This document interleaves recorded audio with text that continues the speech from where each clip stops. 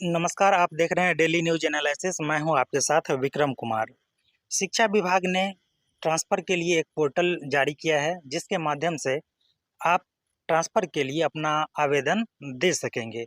चूँकि ये एक डेमो पोर्टल है, जिसमें केवल ये बताया गया है कि किस तरह से किन स्टेपों को आप फॉलो करके आप अपना ट्रांसफ़र के लिए आवेदन दे सकते हैं। तो सबसे पहले आप लोगों को मैं बता दूं कि ये जो लिंक है उसे मैं डिस्क्रिप्शन बॉक्स में डाल दिया हूं। ये बिल्कुल वैसे ही काम करता है जैसे पहले आप ई शिक्षा कोष पोर्टल पे अपना लॉगिन आईडी और पासवर्ड डाल के आगे का काम कर रहे थे। तो यहाँ पर आप देख सकते हैं कि सबसे पहले टीचर वाले ऑप्शन पे आपको क्लिक करना है। इसके बाद टीचर कोड और लॉगिन कोड में आपको जो टीचर आईडी मिला होगा वो टीचर आईडी डालना है, और आपका जो पासवर्ड होगा वो पासवर्ड यहाँ पे डाल के यहाँ पर एक मैथ प्रॉब्लम है, यहाँ पर सोल्व करके आपको साइन इन कर देना है। जब आप साइन इन करेंगे तो साइन इन करने के बाद कुछ इस प्रकार से इंटरफेस आपको नज़र आएगा, जहाँ पे ओके डाल के इसको हटा देना है। इसके बाद यहाँ पर आप देख सकते हैं कि कई सारे विकल्प है, डैशबोर्ड है, स्टूडेंट एनरोलमेंट है, टीचर है। तो आपको टीचर वाले ऑप्शन पे जाना है। टीचर वाले ऑप्शन पर जब आप क्लिक करेंगे तो यहाँ पर देखेंगे कि 3 लाइन बना हुआ दिखाई देगा।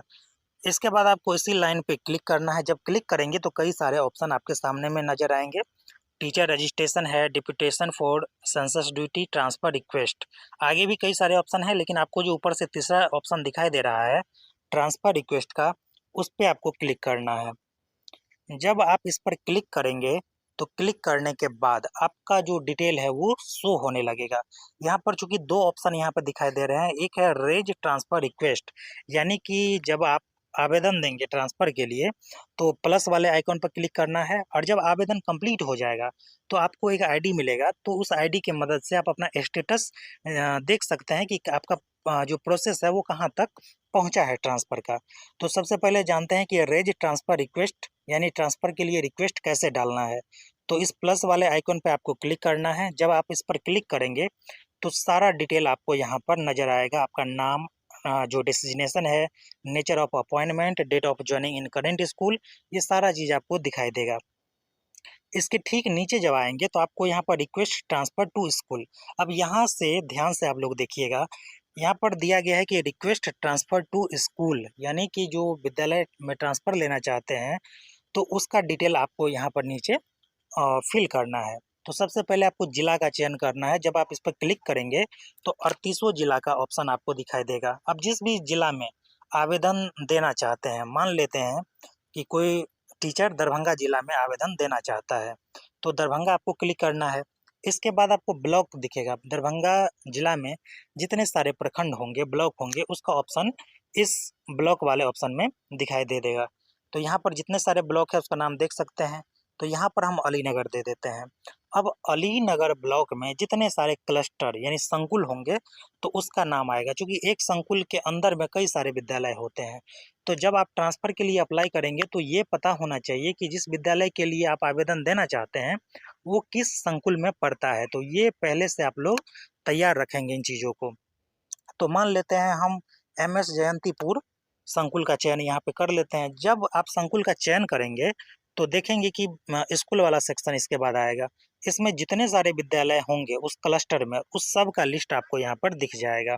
तो उसमें से जिस भी विद्यालय में आप जाना चाहेंगे तो उसको क्लिक करना है। लेकिन ये कैसे पता चलेगा आपको कि जिस विद्यालय के लिए आप आवेदन दे रहे हैं उसमें कितने टीचर है, कितने स्टूडेंट है, स्टूडेंट और टीचर का रेशियो क्या है, उसी के हिसाब से चूँकि इस बार आपका ट्रांसफ़र होना है। तो इसके लिए या तो आप पता कर लेंगे विद्यालय में किसी को भेजकर, या फिर आपको इससे रिलेटेड कोई भी जानकारी लेनी है तो आप नीचे कमेंट बॉक्स में विद्यालय का नाम, जिस विद्यालय के बारे में जानकारी लेना चाहते हैं, इसके बाद प्रखंड का नाम और जिला का नाम आप लिख देंगे। इतना लिखने के बाद आपको हम बता देंगे कि इस विद्यालय में कितने शिक्षक हैं। तो यहाँ पर एक स्कूल का चयन कर लेते हैं। मान लेते हैं पीएस पकड़ी, इसका हमने चयन कर लिया कि इस विद्यालय में हमें ट्रांसफ़र चाहिए। अब यहाँ पर देखिए, primary only with class 1 to 5, आपने जो विद्यालय का चयन किया वो केवल 1 to 5 के लिए है। अगर मान लेते हैं हम दूसरे विद्यालय का चयन करते हैं, जैसे यूएमएस जयंतीपुर, जब इसको सेलेक्ट करेंगे तो यहाँ पर शो हो जाएगा कि विद्यालय कितने से कितने तक के लिए है। तो यहाँ पर देख सकते हैं कि upper primary with class 1 to 8, यानी ये विद्यालय 1 से 8 के लिए है। तो इस तरह से आपको विद्यालय का चयन करना है। विद्यालय का जब आप चयन करेंगे तो यहाँ पर रिमार्क आपको नज़र आएगा, एक बॉक्स है, इस बॉक्स में क्लिक करना है। बॉक्स में जब आप क्लिक करेंगे तो क्लिक करने के बाद यहाँ पर 300 लेटर में यानी 300 कैरेक्टर में आपको यहाँ पर लिखना है कि आपको ट्रांसफ़र क्यों चाहिए, किस कारण से आप ट्रांसफ़र लेना चाहते हैं। इसमें वो कारण आप लिख देंगे और कारण लिखने के बाद आपको सबमिट बटन पर क्लिक करना है। जब सबमिट बटन पे आप क्लिक करेंगे तो आपसे ओटीपी माँगा जाएगा।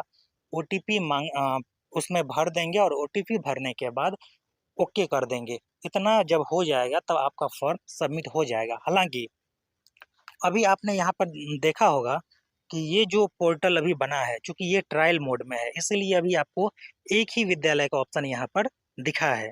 लेकिन जब ये फाइनल हो जाएगा, जब सबके लिए ओपन कर दिया जाएगा कि आप ट्रांसफ़र के लिए आवेदन दे सकते हैं, तो इसमें कई सारे बदलाव आपको देखने को मिलेंगे।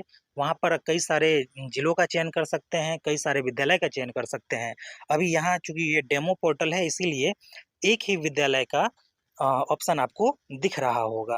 तो इस प्रकार से ये सबमिट आप कर सकते हैं। जब सबमिट हो जाएगा और आपको एक आईडी मिलेगा, उस आईडी के मदद से यहाँ पर देख सकते हैं ऊपर में चेक स्टेटस लिखा हुआ है।